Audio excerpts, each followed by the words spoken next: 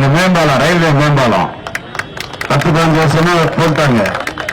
இங்க இருக்கிற அமைச்சராக இருந்து செய்ய முடியாத விஷயத்தை மாவட்ட செயலர் பொறுப்பை வைத்துக் கொண்டு முதலமைச்சரை எடுத்து சொல்லி பாலத்தை கொண்டு வந்திருக்கிறோம்.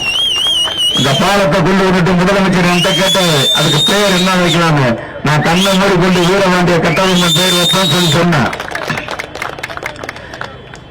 ஏதோ ஒரு உள்நோக்கத்தோட சொல்லலங்க, அவர் சுதந்திர போராட்ட வீரர் வீரபாண்டிய கட்டபொம்மன்.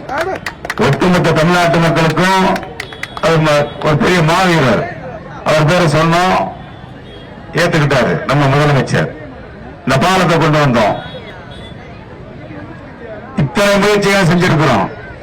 இத்தனையோ நான் கட்சி பொறுப்பு செஞ்சிருக்கிறேன்.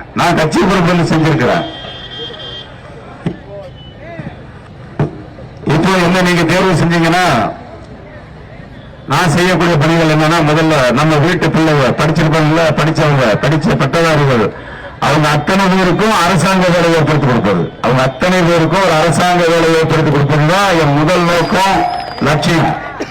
ஒரு அரசாங்க தொழிற்சாலை ஒன்று கொண்டு வருவது, ஒரு அரசாங்க தொழிற்சாலை நம்ம தொகுதிக்கு கொண்டு வருவது.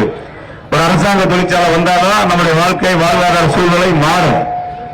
அது மாறினாதான் நல்லா இருக்கும்.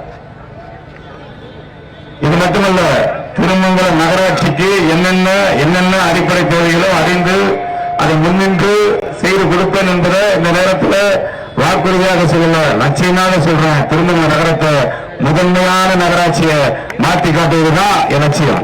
அந்த மண்ணுக்கு சொந்தக்காரன் உங்களை ஒருத்தன். இரண்டு முறை வாய்ப்புகளை கொடுத்த உதயகுமார் எந்த திட்டங்களை திருமங்கலம் நகராட்சிக்கு கொண்டு வந்தார்? அமைச்சராக இந்த காலகட்டத்தில் நான் கேட்கிறேன். இல்ல எத்தனை பேருக்கு அரசாங்க வேலை வாய்ப்பை ஏற்படுத்தி கொடுத்திருக்கிறாரு? யாருக்காவது அவருக்காக உழைச்ச அதிமுக தொண்டருக்காக செஞ்சு கொடுத்திருக்காரு கேட்டீங்கன்னா எந்த திட்டமும் கொண்டு வரல. ஏன்னா அவருக்கும் நம்ம ஊருக்கும் எந்த சம்பந்தம் கிடையாது. அவரு ராமநாதபுரம் மாவட்டம், நான் உள்ளூர் திருமங்கலத்துல இங்கதான் வீட்டு இருக்குது.